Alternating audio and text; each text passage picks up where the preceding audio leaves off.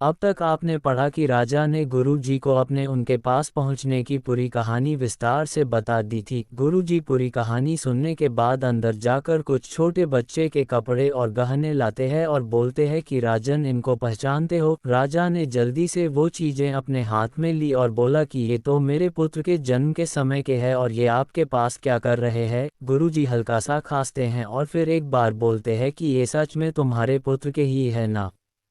राजा अपने पुत्र को याद करके व्याकुल हो जाता है और गुरु जी को देख के बोलता है कि ये मेरे पुत्र के हैं, लेकिन आपको कैसे पता चला?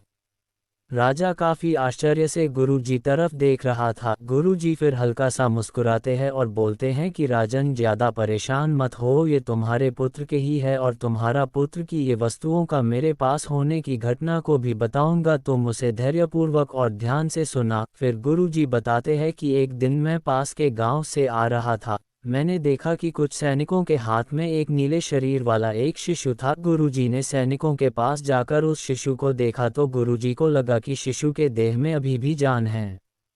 गुरुजी की आंखों में एक विचित्र चमक थी, जैसे वे किसी रहस्य को खोलने वाले हों। वे राजा को निहारते हुए बोले, जब मैंने उस शिशु को देखा तो मुझे उसकी आंखों में कुछ अनकही बात महसूस हुई। उस शिशु का चेहरा बिल्कुल तुम्हारे पुत्र जैसा था और उसके शरीर पर वह नीला रंग, जो मुझे एक संकेत जैसा महसूस हुआ। राजा की नज़रें गुरु जी पर गड़ी हुई थीं और उनके दिल में कई सवाल उमड़ रहे थे। वह आगे सुनने के लिए बेचैन थे। गुरु जी ने अपनी कहानी जारी रखते हुए कहा, वो सैनिक उस बच्चे को जंगल में फेंक कर भाग रहे थे। वे एक अदृश्य आदेश का पालन कर रहे थे।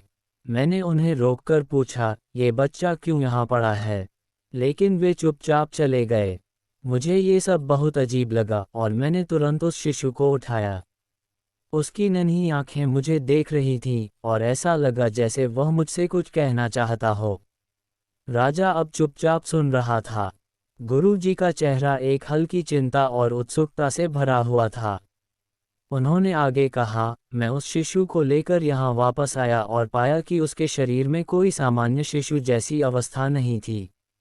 उसकी त्वचा थोड़ी नीली, जैसे किसी गहरी बीमारी से ग्रस्त हो या उसे जहर दिया गया हो।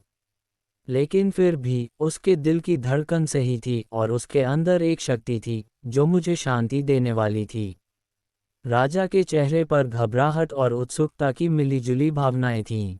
वह बोल पड़ा, तो वह बच्चा, वह मेरे बेटे के जैसा क्यों था? क्या वह वही है जो मुझे छोड़कर चला गया था? गुरु जी ने सिर हिलाया और कहा, हाँ राजन, वह वही बच्चा था। दरअसल ये बच्चा कोई सामान्य शिशु नहीं था। उसकी उत्पत्ति और उसकी शक्तियाँ कहीं और से जुड़ी हुई थीं।